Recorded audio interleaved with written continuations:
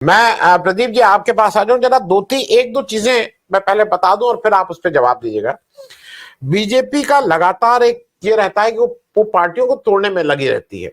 जैसे पहले party internal समस्याएं होती थी, टूटती थी, विचारधारा थी, पद का लालच होता था, लेकिन अब एक जैसे ही कोई सरकार आती है बीजेपी लगातार लग जाती है और वो उस नैरेटिव को सेट करती है। वो नैरेटिव को सेट आज मेरे उसमें भी अगर आप देखिए तो वो कमेंट आ रहे हैं कि वो उद्धव ठाकरे भाग जाएगा, समाजवादी पार्टी टूटने वाली है, मतलब इस तरह के नैरेटिव सेट करते रहिए और अपने आप को तोड़ने की पूरी कोशिश करती है। मैं एक जो चीज आपसे दो चीजें पूछना, एक तो स्मृति ईरानी का जो स्टेटमेंट आया, नॉर्मल कोर्स में तो ये सब लोग कह रहे हैं कि जो उन्होंने राहुल गांधी के बारे को लक्ष्य करके जो कहा है वो उन्होंने मोदी और अमित शाह से कहा है कि अपने को बदलो नहीं तो खत्म हो जाओगे। जो उसका उसका उसका आम आदमी के लिए तो यही मतलब आ रहा है। तो एक तो ये कि क्या बीजेपी में इतनी अंदर इन फाइटिंग है। उत्तर प्रदेश में तो मैं रोज सुबह से शाम तक देख रहा हूं जिस तरह से योगी जी और बाकी लोग, योगी को हटाने में अमित शाह के पूरी लॉबी लगी हुई है, वो यहां रोज सुबह से शाम तक दिखाई पड़ती है। क्या बीजेपी में भी इंटरनल बिकरिंग बहुत शुरू हो गई है और ऐसी स्थिति भी आ सकती है कि अगर ये दो तीन इलेक्शन हारे गए उसके बाद बीजेपी में कुछ जैसे ये कह रहा है ना कि भूचाल आए, वो भूचाल आ सकता है। एक दूसरा मैं एक इसलिए आपसे, क्योंकि आप ये समझते हैं 3,600 करोड़ की मूर्ति 35 फीट ऊंची और उसके सामने 577 फीट ऊंची सरदार पटेल की यूनिटी स्टैचू, 577 फीट ऊंची, 2900 करोड़ का प्रोजेक्ट, ये कैसे जस्टिफाई कर सकते हैं? ये क्या, और इसको कहते हैं पॉलिटिकल है, इसको पॉलिटिकल मत करिए। अरे ये शुद्ध भ्रष्टाचार है। ये इस भ्रष्टाचार पे कैसे नहीं देश बोल रहा है भाई? और मुझे लगता है कि ये एक अगले इलेक्शन का महाराष्ट्र में एक बड़ा मुद्दा होना चाहिए। प्रदीप जी, मैं दोनों चीजों पे, ये जो स्मृति ईरानी ने बोला है तो क्या वो इंडिकेशन है कि बीजेपी खुद इंटरनल कॉन्ट्रडिक्शंस में है? और दूसरा 3600 करोड़ की बात पे भी एक वक्तव्य चाहूंगा आपका। देखिए आनंद जी, जो स्मृति ईरानी वाला बयान की आपने बात की उसमें दो चीजें बिल्कुल क्लियर है। एक तो है कि वो मैसेजिंग थी स्मृति ईरानी की तरफ, तो क्लियर मैसेजिंग थी, जो वो उनके दिल में उबाल है इस वक्त की उन्हें किस तरह से साइडलाइन कर दिया गया, वो एक सीधा मैसेजिंग उसके थ्रू दिख रही थी। और दूसरा जो आपने कहा, बीजेपी के अंदर एक संकेत इससे भी मिलता है कि बीजेपी के अंदर अब आवाजें उठने लगी है। अगर स्मृति ईरानी जैसे लेवल की कोई नेता अगर इस तरह की बात कर रहा है तो जाहिर सी बात उन्हें मालूम था कि ये न्यू खबर बनेगी, ये इस पे सबका ध्यान जाएगा। उसके बावजूद वो कह रही है तो इसका मतलब कहीं ना कहीं बीजेपी के अंदर जो चिंगारी सुलग रही थी, चिंगारी अब धीरे धीरे कहीं शोले का रूप ले रही है। और अभी सिर्फ फर्क इतना रह गया कि बाकी सबके खिलाफ आवाज उठ रही है, टॉप 2 लोगों के खिलाफ आवाज नहीं उठ रही। लेकिन अगर इस हिसाब से लगता है बहुत जल्द आपको उन दोनों के खिलाफ भी आवाज उठती नजर आएगी, खास करके अगर ये 4 विधानसभा चुनाव हार जाती है बीजेपी तो उसके बाद आवाजें उठना तय है। स्मृति ईरानी के बयान से सीधा सीधा ये निकलता है। और दूसरी बात रही महाराष्ट्र वाली बात, देखिए मुझे लगता है बीजेपी जितना मर्जी मुगलों को गाली दे दे, मुगलों के बारे में जो मर्जी कहे, मुगलों का इतिहास मिटाने की कोशिश करे, लेकिन खुद उसी रास्ते पर चल रही है। मुगलों ने क्या छोड़ा हमारे लिए जिसको हम सबसे ज्यादा देखते हैं? उनकी जो आर्किटेक्चर है, जो उनका मॉन्यूमेंट्स है, ताजमहल से लेकर लाल किला लेकर सब कुछ है। तो मुझे लग रहा है बीजेपी खुद उसी रास्ते पे चल रही है कि ये सब चीजें आने वाली जनरेशन के लिए शायद मोदी जी के कार्यकाल में क्या हुआ और कुछ याद रहे न रहे, ये याद रह जाएगा कि एक मूर्ति वहां बनी थी, एक हजारों करोड़ का राम मंदिर बना था, एक हजारों करोड़ की शिवाजी की मूर्ति बनी थी, हजारों करोड़ यहाँ खर्च हुए थे, नई संसद बनी थी, नया पीओ ऑफिस बना था। यही लेगेसी छोड़ना चाहती है तो मुगलों की तरह। तो आप बात करते हो कि मुगलों का इतिहास मिटाना चाहिए और खुद उन्हीं के रास्ते पर चल रहे हो। एक चीज और है आनंद जी, जो ओवरऑल अगर आप बात करें तो हमें ये भी जरूर सोचना चाहिए कि बीजेपी जो ये तोड़ रही है, पार्टियों को तोड़ती है, दूसरे नेताओं को लाती है, करती क्यों है बीजेपी? इसकी जरूरत क्या है? ये सवाल कुछ दिन पहले मैंने एक बीजेपी के नेता से पूछा था, तो उधर से जो जवाब आया था वो जवाब सुनकर थोड़ा सा मैं भी हैरान हो गया था। उनका कहना था कि बीजेपी को जरूरत है क्योंकि नेता है ही नहीं कोई बीजेपी के पास। जो नेता जो दूसरी पार्टियों से आते हैं वो अपने साथ कैडर लेके आते हैं, अपने साथ सपोर्टर लेके आते हैं। जो बीजेपी के नेता हैं, हालत ये है, उदाहरण के तौर पर उन्होंने उदाहरण दिया हरियाणा का कि 10 साल सरकार रही, उसके बावजूद आपको लोकसभा में 6 ऐसे कैंडिडेट उतारने पड़ रहे हैं जो दूसरी पार्टियों से आए हैं। तो आपके पास लीडरशिप तैयार है ही नहीं। मैंने कहा आपके पास इतनी बड़ी वर्कफोर्स है, इतना बड़ा कैडर है, कुछ नहीं है। हर आदमी जो आता है टेंट लगाने, कुर्सी उठाने, सब कुछ करने, वादा करके जाता है मैं 100 लोग लेके आऊंगा, 200 लोग लेके आऊंगा, पैसा मिलता है उसका। ये एक तरह की एम्प्लॉयमेंट है, बीजेपी में वर्कर्स की एक तरह की एम्प्लॉयमेंट है। एम्प्लॉयमेंट के चक्कर में लोग जुड़े हुए हैं बीजेपी के साथ, एम्प्लॉयमेंट के चक्कर में बीजेपी के टाट, बोरियां और ये सब झंडे, कुर्सियां उठाई जाती है। जिस दिन बीजेपी कांग्रेस की तरह अगर पैसा देना बंद कर दे या कंगाल हो जाए, उस दिन ये सारा कैडर, जिसको हम कैडर कैडर कैडर कहते हैं, वो सब आपको दिखेगा जाता हुआ, कोई नहीं होगा साथ खड़ा हुए। 500 लोगों के पैसे लेके जाते हैं लोग, बोलता हम रैलीज ऑर्गेनाइज करते हैं, 500 लोगों के लोग पैसे लेके जाते हैं, लाते 50 लोग हैं। पार्टी को भी ये मालूम है कि भाई 450 लोगों का तो पैसा इसकी जेब में जाएगा।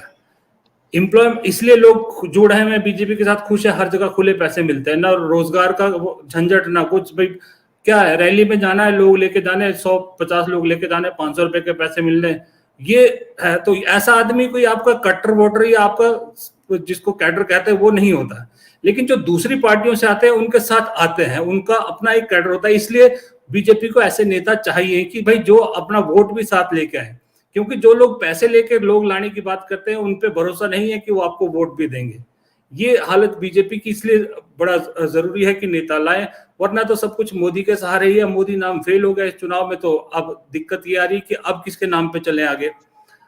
हरियाणा का ही एक नेता बोल रहा था कि इस बार जो है वो कागज अंदर ही अंदर कहीं गायब हो गया। एक जब चुनाव की कवायद शुरू हुई तो एक कहा गया कि एक लिस्ट बनाइए कि भाई कौन कौन से जो स्टार प्रचारक होने चाहिए हरियाणा में, तो पता लगा प्रधानमंत्री का नाम चौथे नंबर पे था उस पे, लोगों की चॉइस में।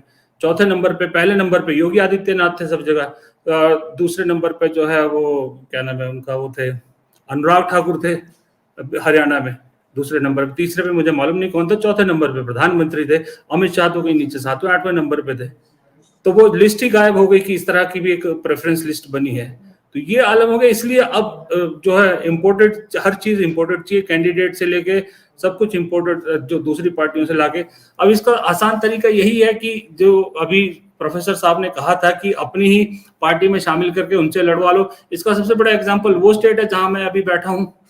9 विधायक, आपने 9 विधायकों का इस्तीफा करवाया कांग्रेस की सरकार गिराने के चक्कर में, और 9 के 9 से इलेक्शन लड़वाया अपनी टिकट पे, जिसमें से 6 कांग्रेस के थे, 3 इंडिपेंडेंट थे। आज की डेट में 9 में से 6 बेचारे विधायकी हार के बैठे हुए, 3 जीते 6 हार गए। अब वो गला पकड़ रहे हैं जिसके सहारे गए थे, वो जिसने अभिषेक मनु सिंघवी को हराया था राज्यसभा चुनाव में, हर्ष महाजन कांग्रेस का। अब उनका गला पकड़ रहे कि बताओ भाई, तुमने तो हमारे को बर्बाद कर दिया। 1 साल की विधायकी थी, पैसा खर्चा था, तुम्हारे चक्कर में हम कांग्रेस छोड़ के बीजेपी में आए, हार गए, अब हम घर बैठे। अब बीजेपी वाले उन्हें मुंह नहीं लगा रहे, किसी फंक्शन में नहीं बुलाते, उन्हें किसी जगह नहीं बुलाते। तो ये एक तरीका इस तरह का यहाँ पर हुआ पंजाब में। अब कल मेरी बात हो रही थी अकाली दल से। अकाली दल इस वक्त 3 टुकड़ों में बट गया है। किसी जमाने में सबसे पुराने शिवसेना और अकाली दल बीजेपी के साथ हमेशा खड़े रहे, हमेशा खड़े रहे। आज उसी बीजेपी ने अकाली दल को 3 टुकड़ों में तोड़ दिया है। और मैं अभी देख रहा था लोकसभा इलेक्शन, 13 में से 11 सीट पर बीजेपी जो है नंबर 3 पर है, अकाली दल नंबर 4 पर है, और 2 सीट पर नंबर 2 पर है बीजेपी। अकाली का वोट खाया, वो अकाली के स्पेस में घुसी है बीजेपी वहां पर सारे, तो अकाली को खा के ही ऊपर निकली है। हरियाणा में जब बादल जो है वो बीजेपी के साथ थे, तो हरियाणा में चौटाला बीजेपी के साथ खड़ा होता था INLD लेके। चौटाला की पार्टी का 2 टुकड़े हैं, वो किसने किए? वो 2 टुकड़े भी बीजेपी ने किए। उन्हीं की जगह पे बीजेपी खड़ी हुई है, उन्हीं की जमीन पे बीजेपी जन्मी है।